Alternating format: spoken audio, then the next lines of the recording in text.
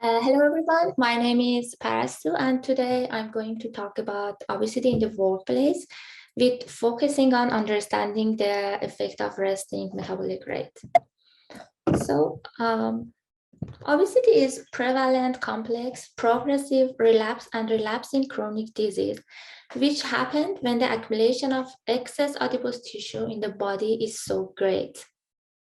There are several ways to definition and to assess the obesity in the community and for individual, but the two most common in use are body mass index or BMI and waist circumference.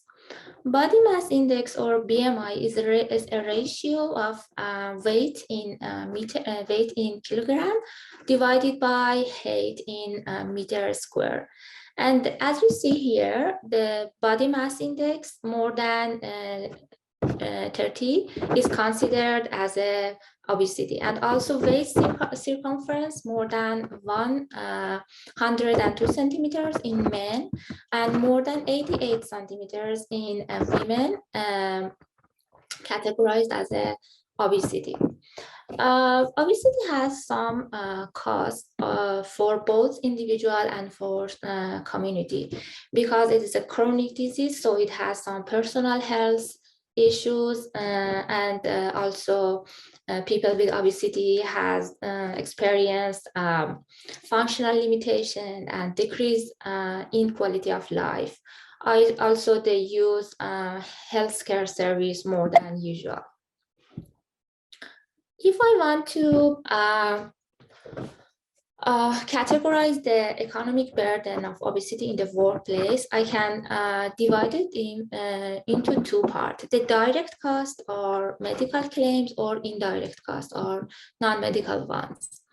The direct costs include medical claims, work and safety, insurance board claims, and also lost time injuries.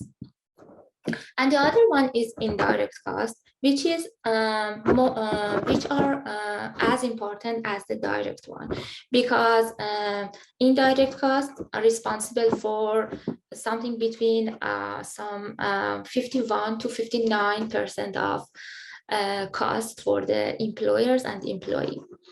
The indirect costs include absenteeism, presenteeism, early retirement, and disability.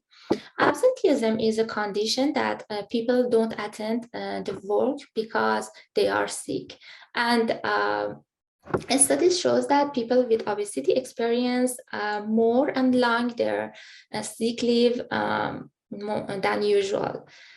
Besides absenteeism, there is a presenteeism, and it is the situation that people attend the work, but the productivity is less than usual because maybe they are fatigued or maybe they are ill, and it causes a more burden for employers. Recent studies shows that workplace is contribute to the obesity, and it can make some risk factor to make people obese. Some social stressors like conflict with co-workers and negative group in the workplace, also social interaction and lack of control in the workplace is categorized as a social stressors, and it can make people to gain weight.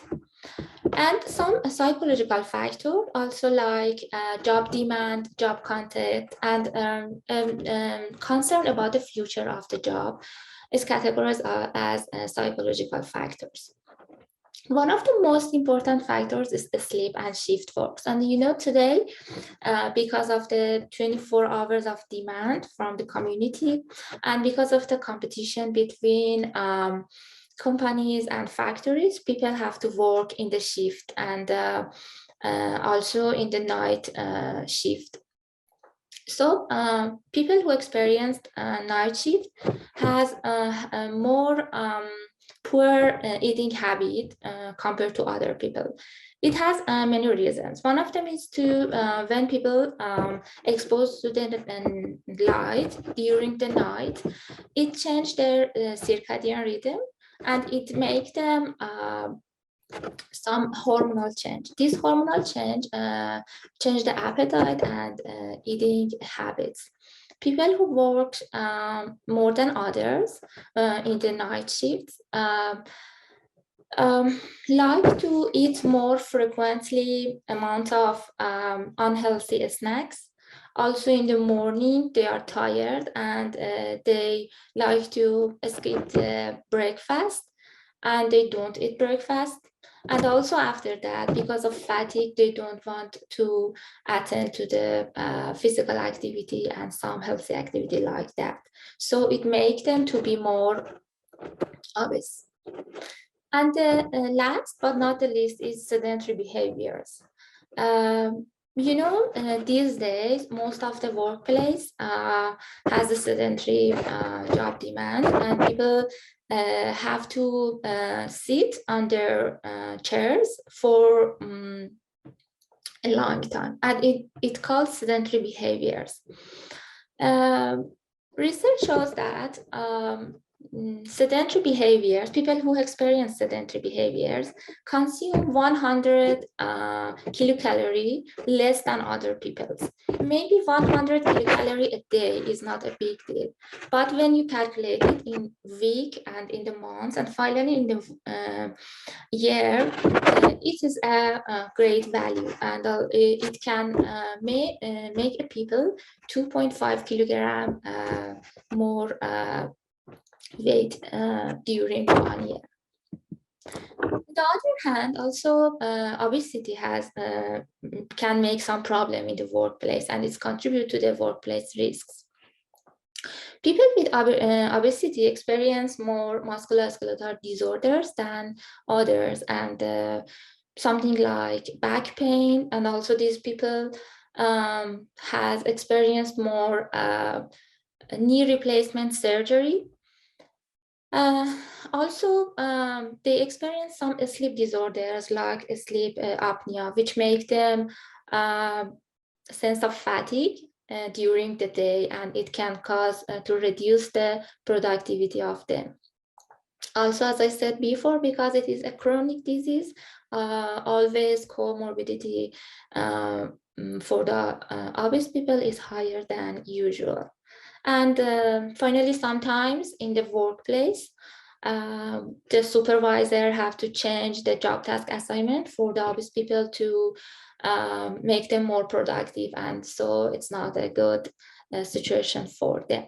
So we chose a workplace for intervention for our weight loss intervention because most adults spend most of their time, as approximately 60% of their waking hours at workplace.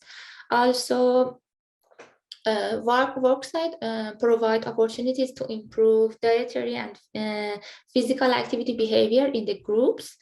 And also workplace have the potential to reach large population of workers who maybe don't access to the health care or health programs. For obesity management, we have to make a balance between energy intake and energy expenditure. And energy expenditures contain a resting metabolic rate, which we focus on that, and physical activity and thermic effect of food. The resting metabolic rate, or RMR, is quantified the amount of energy expenditure required to keep a person alive if one were to sleep all day. So person to be alive should use this amount of energy. And it accounts for about 60% of total daily energy expenditure. Studies showed that rapid weight loss and diet with significant calorie restriction because of some adaptive metabolism in the body slow the metabolism and lower the resting metabolic rate up to 50%. And because of that, people who try to lose weight with this kind of diet, low energy diet, has the lowest resting metabolic rate than usual. And in the health program, regularly our RMR is estimated, and the actual amount of RMR is not calculated. So, as I said, rapid weight loss causing a lower BMI alter this estimation. And so when we calculate the total energy, daily total energy, so we give the greater energy that those people need to lose their weight. So the kilocalorie estimation for them will be inaccurate, and it causes them to gain more weight and require a further reduction in kilocalorie consumption. So the accurate assessment of resting metabolic rate for patients trying to lose weight is essential. And we find that we have to educate people on healthy weight loss, because in the society today, everyone advertise some diet to lose weight very fast and very low kilocalorie diet, and it can harm people and it can make them to lose weight and weight gain again, and this cycle is repeated and repeated. And we are going to incorporate some strategies to maintain or boost resting metabolic rate in individuals attempting to lose weight. And here I have to say that the amount of muscles in the body are related to the more resting metabolic rate. So if we could help people to enhance their muscles, we can help them to boost their resting metabolic rate. So the purpose of our study is to describe participants' individual data and weight loss history, and to develop an educational program about healthy weight, incorporating a strategy to maintain or boost their BMR, and also through the intervention program, measure whether patients with lower than predicted resting metabolic rate can regain normal resting metabolic rate or not. So we are in the phase one of our research. And in this phase, we use 3 devices. First of them is a body analyzer. And as you see here, it is the result of the body analyzer. With that, we can measure the exact weight, the body mass percentage, the body fat percentage, the segmental analysis. And with that, we can follow our participants, and follow their change in their body position during the participation and during the study. After that, we use the metabolic card to measure the actual amount of resting metabolic rate. As I said before, in the most of the study and most of the program, the resting metabolic rate is measured based on a formula, but with the metabolic card, we can measure the actual amount of resting metabolic rate, and in this way, we can prepare an exact eating and diet plan, and we can calculate the actual amount of energy that they need to lose their weight. And finally, we ask them to wear an equivital belt, which we can measure the amount of energy, the total daily energy expenditure during the day. And also this equipment help us to have a more accurate measurement of daily energy expenditure. Next, in the next phase, we are going to develop an educational program. So we get the personal data for each person and set the personal goals for them. We work on their behavioral modification. We tailor the personal physical activity for them for lean mass enhancement to boost their RMR, and also we help them to have a healthy eating habits to prevent skipping for example, meal plans, and eat more healthy and more frequently. And at the end of our study, we are going to redo all the body analyzer and resting metabolic rate with metabolic card, and also the equivital belt for each person after 6 months and after 12 months of intervention. And then we do our analysis to see that if that personal goals and that personal tailored program could be help them to boost their RMR and get their healthy weight or not. At the end, I want to thanks to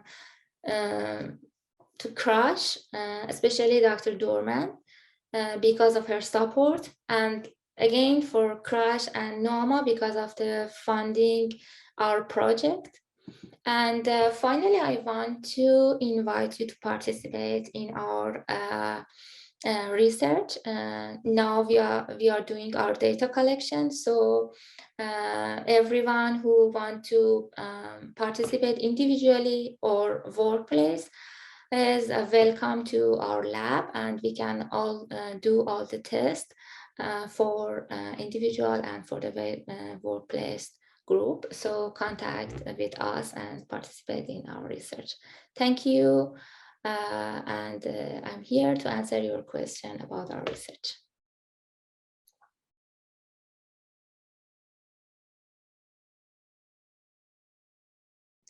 Thank you, Parastou. Thank you for the great presentation. So there is a question for you here. What role should an employer play in this kind of program? Excuse me, would you please repeat it again, Azim? Sure. What role should an employer play in this kind of program? We asked employers to, for example, make some not official, but some kind of contract between us to ask their employees to attend this weight loss, so we can follow them weekly and ask them to do the tasks, and we help them to have a healthier workplace.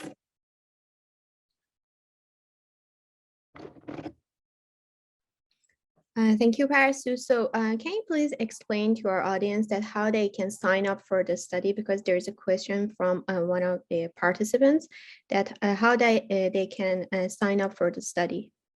Sure.